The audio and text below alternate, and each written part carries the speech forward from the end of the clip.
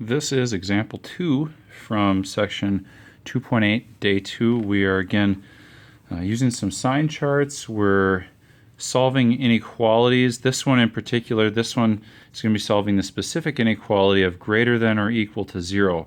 When you see greater than, that means on your number line that we draw, we're going to look for positive, and then equal to 0, of course, just the zeros that we would see in that number line as well. So we're going to start with that. Let's look at, first of all, what makes each of these equal to 0.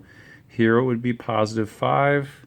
We've got a negative 3 right there, and we've got a 0 right there. So those are going to be our key points on the number line that we will draw out. Remember that the number line is basically your work shown on this problem. So we get the number line, we go in order from left to right. So we'll start with negative 3 over here, then 0, then 5. So like before, we're going to make this sign chart, try to chart out all the positive and negative values. Again, though, I do want to mention that if we have the factors in the denominator, we have to mark those, or I think we should mark those as undefined so that it's really clear when we get there, when we're trying to figure out what that solution is, what's the solution to this inequality, that we remember that those are undefined. All right, now for test points and mapping out all the different things on this number line. All right, let's go. We can't use 0, that's unfortunate, but let's take 1. So if I put in 1 as a test point to this function here, 1 minus 5. All right, well, it's to the 4th power, and so what we're going to find is that anything to the 4th power is positive. I'm just going to go ahead for all of these intervals, label it positive on the top, because we know that that's going to happen if we have to the 4th power, which is kind of convenient. That saves us a little bit of time. Now we do the bottom, 1 times 1 plus 3 for this particular one. So then we have positive for the 1, and then 1 plus 3 is positive, so that one is positive. Over here, maybe we choose a test point of 6, so then 6, that's positive. 6 plus 3, also positive. What you'll notice is that this interval, 2 intervals next to each other, are both positive in this case. Now here's the reason why that happens. We have 5, that was part of this factor, and notice the even multiplicity. So when it's even multiplicity, remember it bounces.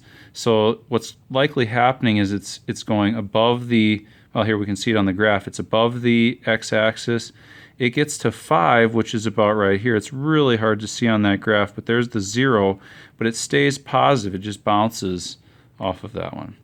Then as far as the other values go here, let's say we've got negative 1 in this interval, so negative 1 is negative, and then negative 1 plus 3 is positive.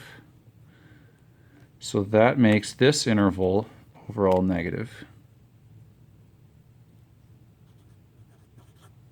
And then last one we have here, let's maybe use negative 4 as our test point. That would be negative 4 here, so that's a negative. And then negative 4 plus 3 is negative 1, so that's also a negative, but 2 negatives equal a positive. All right, now that we've got it all laid out, now we can actually find our solution. Now the solution is down here, maybe you saw that already, but here's why the solution is what it is. We're looking for greater than or equal to 0. Now with the positive, we're going to use the two chunks that are positive, so that's this part here, and that's also this part. So those 2 intervals represent positive. The 0 that's represented here, oh, sorry, my bad, and then this one also is positive. This goes positive all the way through. But we're also doing equal to 0, so this 5 is included, which, as you might notice, connects this whole thing here. So that's how we get 0 to infinity. That one's undefined. We have to use a rounded bracket around that one. But then we can go 0 to infinity here because that 5 is included. Over on this side, we've got negative infinity to negative 3 with a rounded bracket because, again, this undefined point doesn't get included in the positive values. And so your solution right here tells you where this expression is greater than or equal to 0 from that inequality from that line graph.